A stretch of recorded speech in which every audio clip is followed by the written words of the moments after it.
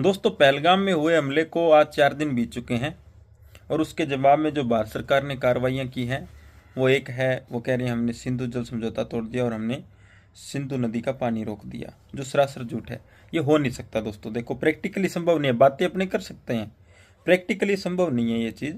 हाँ, इसमें जो एक बात संभव है, ये उसके सिंधु नदी का जो डेटा था जो साझा करते थे पाकिस्तान के साथ हमारी सरकार, वो इन्होंने बंद कर दी थी। देखो, उसका प्रभाव पड़ेगा, जरूर पड़ेगा, क्योंकि सिंधु नदी में कब पानी बढ़ रहा है कब पानी घट रहा है इसका पाकिस्तान को पता नहीं चलेगा, और वहाँ पे कब बाढ़ आएगी या कब सूखा पड़ेगा तो इसका अनुमान वो लगा नहीं पाएंगे।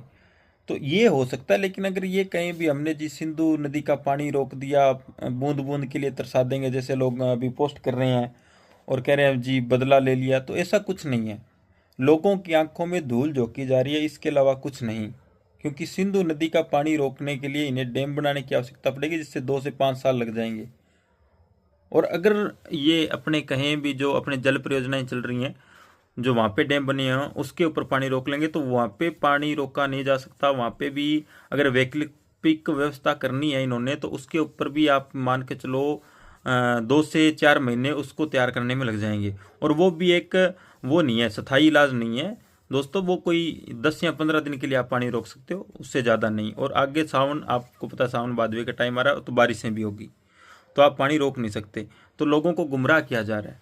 दूसरी बात यह है, गुमराह करने के पीछे रीजन है भी, लोग ये सवाल न पूछें भी जब ये आतंकवादी घुसे, ये बॉर्डर क्रॉस करके आए, उस टाइम बीएसएफ क्या कर रही थी।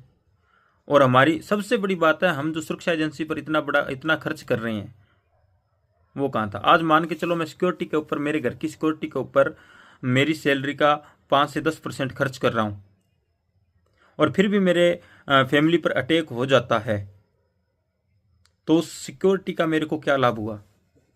उसको पैसे देने का मेरा क्या मतलब निकलता है? उसको फंड देने का मेरा मतलब क्या निकलता है? हुआ ही क्यों?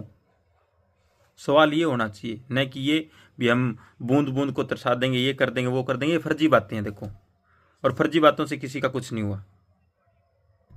हमारा नुकसान हुआ है, लेकिन ये क्यों हुआ है, सवाल ये है। और ये हमें भारत सरकार से पूछना चाहिए, और छाती ठोक के पूछना चाहिए, क्योंकि हम गुलाम देश में गुलाम नहीं हैं।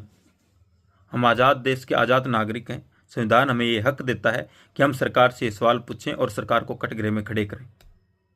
बाबा साहब अम्बेडकर ने हमें ये अधिकार दिया है, वोट का अधिकार, और इस अधिकार के तहत हम हमारे सवाल सरकार से ये सवाल जरूर पूछ सकते हैं भी, उस समय आप क्या कर रहे थे जब वो आतंकवादी हमारे देश में घुसे और उन्होंने इतना बड़ा नुकसान किया।